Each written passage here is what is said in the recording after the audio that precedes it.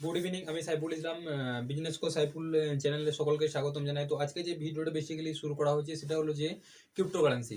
তো ক্রিপ্টোকারেন্সি আমি continue video বানাচ্ছি যে ক্রিপ্টোকারেন্সি নিয়ে। তো অনেকের মতামত আছে ক্রিপ্টোকারেন্সি থেকে আমি ইনভেস্ট করব। দেখুন, আজকেও নিজে দেখে দেবেন আমাদের যিনি আমাদের আরবিআই গভর্নর যদি কথা শক্তিকান্ত দাস উনি একটা নিয়ে এসছেন যে উনি একটা কথা বলেছেন যে ক্রিপ্টোকারেন্সি অতটা সেফ নয়, বা ক্রিপ্টোকারেন্সিতে অন্য রকম ধোকাধারি চালু হয়ে গেছে। অবশ্যই এটা একটা হচ্ছে মার্কেটে কি হচ্ছে, অনেক কয়েন আসছে আলটিমেটলি, যেগুলো দেখবেন অ্যাপ্লিকেশনগুলি যদি আপনি দেখা যেতে পারে, তো ক্রিপ্টোকারেন্সিতে অনেক রকমের ফ্রড হচ্ছে, কেউ পয়সা লোপাল্টু করে নিচ্ছে, তো এরকম আলটিমেটলি দেখা যাচ্ছে। ঠিক আছে, তো দেখুন উনি যে কথাটা বলেছেন উনার একটা যুক্তিযুক্ত, উনি উনি উনি একজন মানে গভর্নর জেনারেল আছেন, তো ওনার মধ্যে কোনো মাইন্ডে কিছু এসছে, বা যারা ক্রিপ্টো ইনভেস্ট করছেন বা ক্রিপ্টোতে ইনভেস্ট করছেন তাদের কোনো রকম নেগেটিভ থিঙ্কিং নিয়ে মানে চিন্তা ভাবনা কারণ নেই। দেখবেন যে আপনারা যদি কয়েনটাকে অবশ্যই আপনাদের প্রথমে মাথায় রাখতে হবে ক্রিপ্টোকারেন্সি কিভাবে আপনারা বুঝবেন যে অরিজিনাল কয়েন বা ডুপ্লিকেট কয়েন। আপনারা দেখবেন যদি কয়েন আপনি সোয়াপ করতে পারেন, যদি কোনো অ্যাকচুয়ালি ক্রিপ্টোকারেন্সি যদি সিলেবাসটাকে আলোচনা করা যায়, তো ক্রিপ্টোকারেন্সি সিলেবাস মানে হিউজ সমুদ্রের ব্যাপার, মানে এখানে সিলেবাসের কোনো শেষ নেই। আপনি যদি কন্টিনিউ ফলো আপ করতে থাকেন তো দেখবেন যে ক্রিপ্টোকারেন্সিতে একটা প্লাস পয়েন্ট কি আছে। প্রথমে আমাদেরকে জানতে হবে যে কোনো জিনিসের পজিটিভ জিনিস থাকলে তার নেগেটিভ থাকবে, এটা অবশ্যই মানে এটা থাকতে হবে। যদি না থাকে তাহলে সেই শেয়ার মার্কেটে যদি কন্টিনিউ প্রাইস বাড়ে তাহলে সেটাতে মজা পাবেন না, কারণ আপনি জানেন ইনভেস্ট করলে প্রাইস বাড়বে। তো আলটিমেটলি যদি মার্কেট ওঠানামা করে তবে আপনি মজা পাবেন, তবেই আপনার শিখতে লাগবে, লার্ন করতে লাগবে।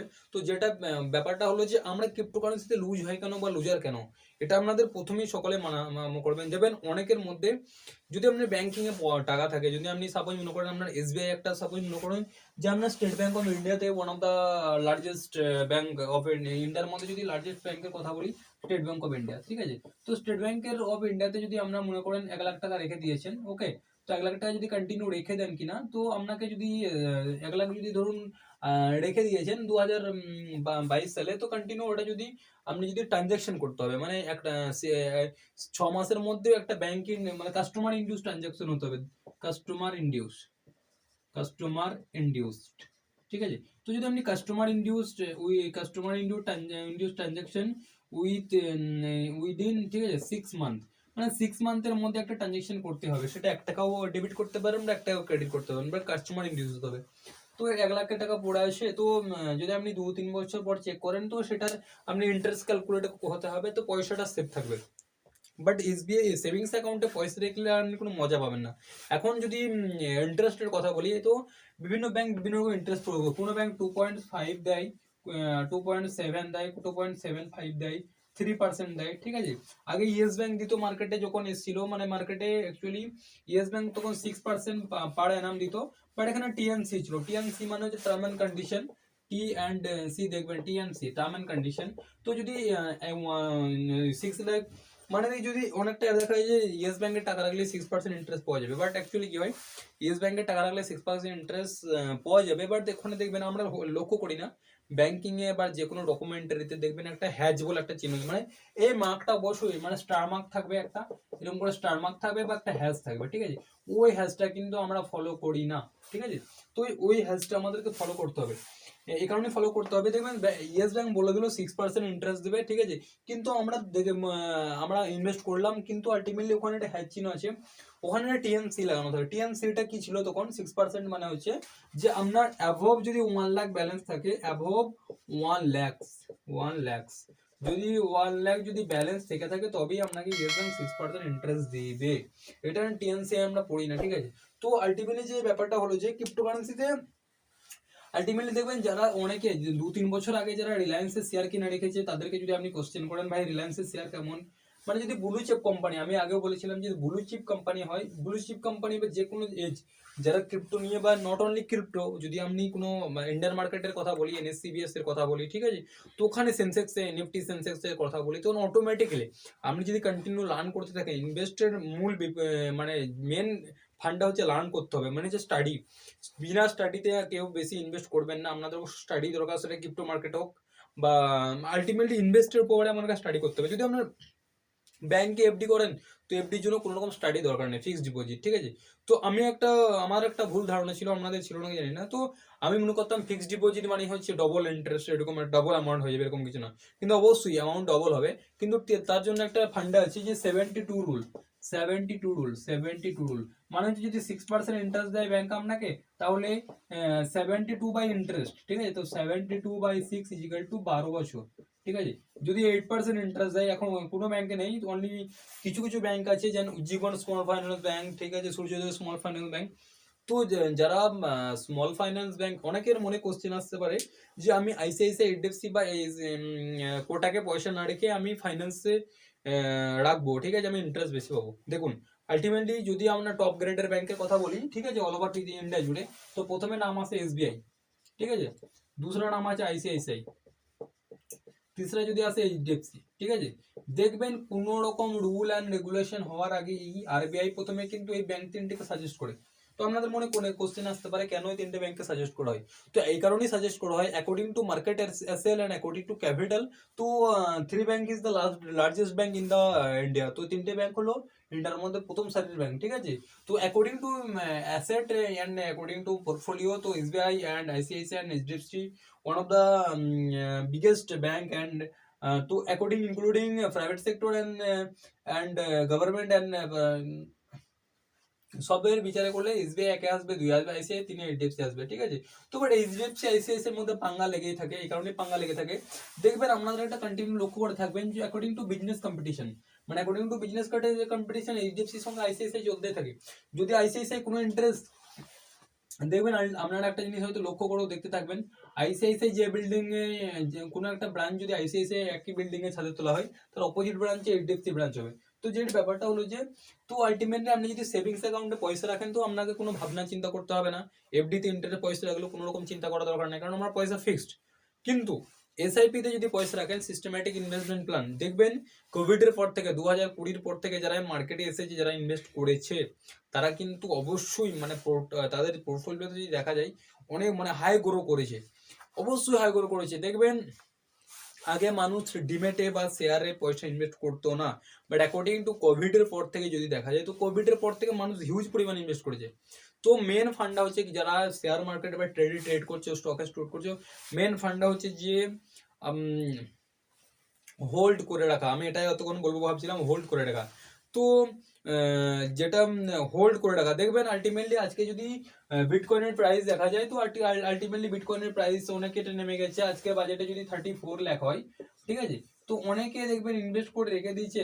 অনেকের মধ্যে একটা দুঃখগানি বা একটা মানে কাজ করে যে কয়েনটা আমাদের মধ্যে মনের মধ্যে কি হলো, ধরুন আমরা যারা ছোটখাটো ট্রেডার বা ছোটখাটো ট্রেড করি, ঠিক আছে, তারা কি করে, যদি আমরা 100 টাকা একটা কয়েনে ইনভেস্ট করলাম, তাহলে কয়েনটা যদি আলটিমেটলি 200 বা 300 টাকা হয়ে যায়, আমরা কি করি, কয়েনটাকে মানে সেল করে দেওয়ার চেষ্টা করি। কিন্তু আপনি যখন এই 100 টাকাটা 300 টাকাতে যদি সেল না করে আপনি যদি কন্টিনিউ, মানে 1 মাস 2 মাস পরে 300 হয়ে গেল, কন্টিনিউ যদি আপনি হোল্ড করে রাখতে পারেন, তো holding is the one of the most important part of trade. হোল্ডিংটা যদি আপনি করে রাখতে পারেন, তবে আপনি গেনার হতে পারবেন, না হচ্ছে আপনি কোনোদিন ট্রেডে সাকসেস হতে পারবেন না। না পারবেন আপনি কোনো মানে ভালো করতে, হয় থোড়া বহুত ইনকাম করবেন আপনি, বাট আপনি বেশি প্ল্যাটফর্মে যেতে পারবেন। তা ক্রিপ্টো মার্কেটে অ্যান্ড ইন্ডিয়ান মার্কেটে সব থেকে বেশি ইম্পর্টেন্ট জিনিস হলো হোল্ডিং করা। আবারও বলে দিচ্ছি, ক্রিপ্টো মার্কেট অ্যান্ড ইন্ডিয়ান মার্কেটে main funda and main theme হচ্ছে হোল্ডিং করা। আপনি যে এই কয়েনটা আজকে কিনে রেখে দিয়েছেন, ঠিক আছে, যদি মার্কেট ক্যাপিটাল ভালো হয়, যদি পোর্টফোলিও ভালো হয়, যদি কয়েন মার্কেট ক্যাপে লিস্টেড হয়ে থাকে, তাহলে আপনি কন্টিনিউ সেটাতে ইনভেস্ট করতে হবে। আপনি যদি কাউকে বলে থাকেন, যদি হর্ষদ মেহতা মুভি দেখে থাকেন, স্ক্যাম 1992, বলবেন টাটার যে কোনো শেয়ার যদি আপনি কিনে রাখেন, তো কেন বলা হয় টাটার share? Because tata one of the tata যদি বলা যেতে পারে, তো অ্যাকর্ডিং টু যদি বলা যেতে পারে market capital and according to market asset, তো টাটা যদি কল্পনা করা যেতে পারে, তো একটা কথা দেখবেন আমাদের গ্রাম বাংলায় বলা থাকে, যে টাটার মানে সুঁচ থেকে শুরু করে একদম আপনার কি বলা যেতে পারে, তো সমস্ত রকমের টাটার আছে, ঠিক আছে। তো যেমন জুয়েলারি পর্যন্ত তানিক্স পাবেন, this is one tata group, ঠিক আছে। হিতাচি পাবেন, দিস ইজ টাটা গ্রুপ, ঠিক আছে। তো আপনি টিসিএস টাটা কনসালটেন্সি, তো Jaguar, this is tata group. তো টাটা গ্রুপের বিভিন্ন ভ্যারাইটিজের ভ্যারিয়েন্ট থাকে। তো টাটার আপনি যে কোনো শেয়ার আজকে কিনবেন, ঠিক আছে, টাটার আপনি যে কোনো শেয়ার আপনি যদি আজকে কিনে রাখেন কালকে প্রাইস বাড়তেই হবে। এইচডিএফসি শেয়ার কিনে রাখুন, আইসিআইসি শেয়ার কিনে রাখুন। তো এগুলোতে কি হয় মানে আপনি অটোমেটিক্যালি যদি মার্কেটে লার্ন করে থাকেন তো অটোমেটিক্যালি বাই ডিফল্ট জেনে তো হোল্ডিং করাটা মেন গেম। যারা টাইটানের শেয়ার কিনে রেখেছিল তাদের কাছে জিজ্ঞাসা করুন টাইটানের শেয়ারের ভ্যালুয়েশন কতটা, ঠিক আছে। কিন্তু একটা মকা আপনাদেরকে বলবো, যারা ক্রিপ্টো মার্কেটে ইনভেস্ট করছেন না বা ভয় লাগছে, তাদের একটা অপশন আছে, ইয়েস ব্যাংকের শেয়ার কিনে রাখুন। আজকের ভ্যালুয়েশন 13 টাকা অনলি, 13 রুপিস। আপনি যদি 100 ইউনিট কিনে রাখেন তো 100 ইন্টু 13 মানে 1300 টাকায় আপনি 100টা শেয়ার পাবেন। মানে চিন্তা করতে পারছেন যে অনলি 1300 টাকাতে আপনি 100 ইউনিট কিনতে পারবেন। এটা যদি আপনি 3-4 বছর হোল্ডিং করে রেখে দিতে পারেন তো আরামসে, যদি যদি 100 টাকাটা যদি 100 টাকা মানে যদি 100 টাকাতেই যাই তাহলে 1300 ইন্টু 100, তাহলে আপনার মার্কেট পেয়ে যায় 1,30,000 রুপিস, ঠিক আছে। যদি আপনি 1300 শেয়ার কিনে রেখে দিলেন, 1300 ইন্টু 100 করে যদি যায় 13 1 2 3, ঠিক আছে 4, মানে তো আলটিমেটলি 1,30,000 টাকা পোর্টফোলিও যাবে। তো যারা ইন্ডিয়ান মার্কেটে কিভাবে ইনভেস্ট করবেন তো আমি আগে ভিডিও দেখিয়েছিলাম। তো কন্টিনিউ আপনারা ইন্ডিয়ান মার্কেটে ইনভেস্ট করতে পারেন, বাট ইন্ডিয়ান মার্কেটের থেকে ইনভেস্ট করার থেকেও আপনি যদি রিস্ক হাই গেন ঝুঁকি নিতে পারেন, ক্রিপ্টো মার্কেটে প্রবেশ করুন, ভিডিওগুলো ফলো করুন এবং কন্টিনিউ। যদি লিঙ্ক না থাকে, আমি বিট লাইফ যেটা আছে বিএলটি কয়েন খুব ভালো একটা রিটার্ন দিচ্ছে, যেটা আমি নিজে ফিল করেছি, ঠিক আছে। আমি এক সপ্তাহ আগে যেটা ইনভেস্টমেন্ট ছিল $500 ইনভেস্ট করে আমার পোর্টফোলিও হয়ে গেছিল $1,149। আজকে যদি যদি দেখায় আপনাকে বা দেখিয়েছিলাম আমি ভিডিওতে, $1,200 $1,250। মানে চিন্তা করতে পারছেন যে আমার এক সপ্তাহতেই যদি $100 কথা বলি, 100 মানে 7,000 থেকে 7,500 টাকা অটোমেটিক্যালি পোর্টফোলিওতে আমার অ্যাড হয়ে গেছে, ঠিক আছে। তাই সকলের কাছে রিকোয়েস্ট করবো, যারা ক্রিপ্টো মার্কেট বা ইন্ডিয়ান মার্কেটে ইনভেস্ট করছো, লার্ন করতে হবে হিউজ পরিমাণে। আর একটা প্লাস পয়েন্ট হলো, আজ আর একটা মানে গুড নিউজ হলো যে repo rate and reverse repo rate. Repo rate কিন্তু আমাদের যেটা ছিল সেটাই আছে। রেপো রেট অ্যাকচুয়ালি কত আছে আজকে, রেপো রেট যদি বলা যেতে পারে তো রেপো রেট অ্যাকচুয়ালি, ঠিক আছে, রেপো রেট আছে 4%, ঠিক আছে। এটা কিন্তু অপরিবর্তিত থাকলো, ঠিক আছে। তো এই রেপো রেটের উপরে সমস্ত কিছু মানে তৈরি হয় আলটিমেটলি। ব্যাংকিং সেক্টর মেনলি চলে রেপো রেটের উপরে, ঠিক আছে। তো repo rate REPO repo rate তাহলে রেপো রেটের উপরে সমস্ত কিছু ডিপেন্ড করে, ঠিক আছে। তো সকলের কাছে রিকোয়েস্ট করবো যে ফিনান্স মার্কেটটার অনেক একটা বড় সমুদ্র, ফিনান্স মার্কেটে ইনভেস্ট করুন। আর একটা ব্যাপার হচ্ছে শিবা ইনু কয়েনে ইনভেস্ট করে রাখতে পারেন। বিএনবি বাইন্যান্স একটা খুবই একটা ভালো প্ল্যাটফর্ম, ইনভেস্ট করুন, ঠিক আছে। তো সকলের কাছে রিকোয়েস্ট করবো যে কোনো রকম প্যানিক বা আপনাদের যদি মার্কেট ফলিও কোনো রকম ডাউন হয়ে যায়, ঠিক আছে। হ্যাঁ, আরেকটা বলবো আপনাদেরকে, মাল্টিপল স্টকে ইনভেস্ট করুন। যদি আপনি ইন্ডিয়ান ট্রেডার হন তাহলে, যদি আপনি ইন্ডিয়ান ট্রেডার হয়, এটা আগেও বলেছিলাম আমি, ঠিক আছে। যদি রিপিটেড কোনো রকম হয়ে থাকে তো আপনারা কন্টিনিউ সেগুলোতে স্কিপ করতে পারেন, বাট না স্কিপ করাই ভালো, বুঝলেন তো। যদি মনে করেন যে আপনার কাছে এইচডিএফসি শেয়ার আছে, ঠিক আছে, এইচডিএফসি কিনে পারেন, আইসিআইসিআই নিতে পারেন, ঠিক আছে, ঠিক আছে। আর কোটাক নিতে পারেন,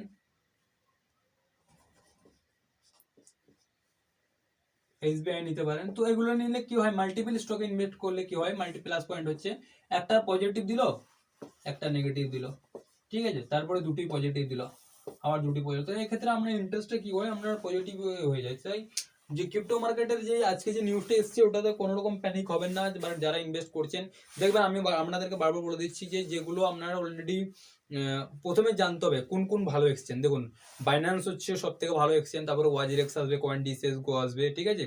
তো অ্যান্ড কয়েন সুইচ কুবের আসবে, ঠিক আছে। অ্যান্ড ট্রাস্ট ওয়ালেটের ইয়ে করতে পারেন, বা বিএলটি ওয়ালেট যেগুলো আছে।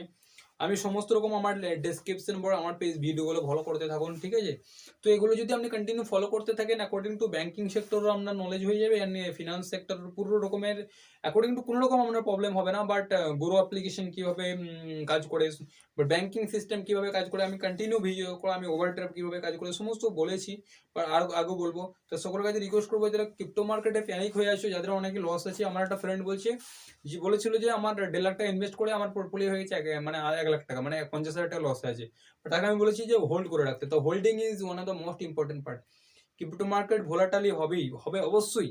এই মার্কেট যদি ক্রিপ্টো মার্কেট যদি ভোলাটাইল নয়, মানে ইন্ডিয়ান মার্কেটও ভোলাটাইল হয়। তাই যে যারা প্যানিক হয়ে আছো যে আমার ক্রিপ্টো মার্কেট কি হবে বা কয়েনের কি সিচুয়েশন হবে, কোনো রকম প্যানিক হওয়া দরকার নেই। বিকজ দেখুন, আজকে যদি কন্টিনিউ লসের মধ্যে যদি না থাকেন, এটাই তো একটা মকা অপরচুনিটি। যদি আপনার লস থেকে থাকে, যদি আপনার কাছে আইনার বা নিজস্ব ক্যাপিটাল থেকে থাকে, তো আপনি ইনভেস্ট করতে পারেন। বাট এটা নয় যে আপনার নিজস্ব পয়সা সমস্তটাই ক্রিপ্টোতে ইনভেস্ট করবেন বা আইনারে মানে ইন্ডিয়ান মার্কেটে ইনভেস্ট করবেন, কখনোই করবেন না। ঠিক আছে?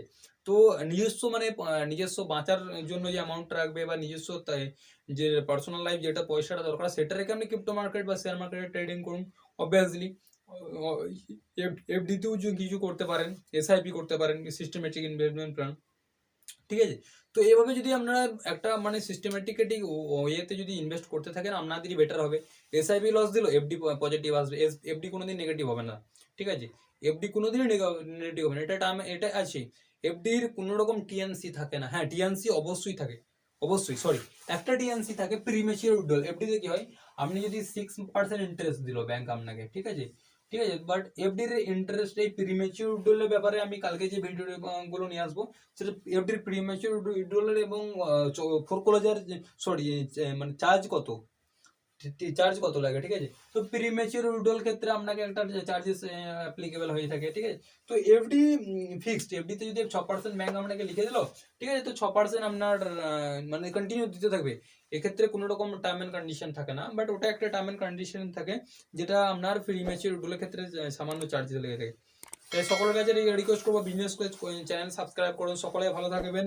এবং কোনো রকম যদি ব্যাংকিং সেক্টর বা কোনো রকম যেই according to student credit card ব্যাপারে যদি কোনো রকম প্রবলেম হয়, চ্যানেলটা সাবস্ক্রাইব করতে থাকো, চ্যানেলের সঙ্গে জুড়ে থাকো। ডেসক্রিপশন বক্সে আমার হোয়াটসঅ্যাপ নাম্বার আছে, তোমরা কলও করতে পারো।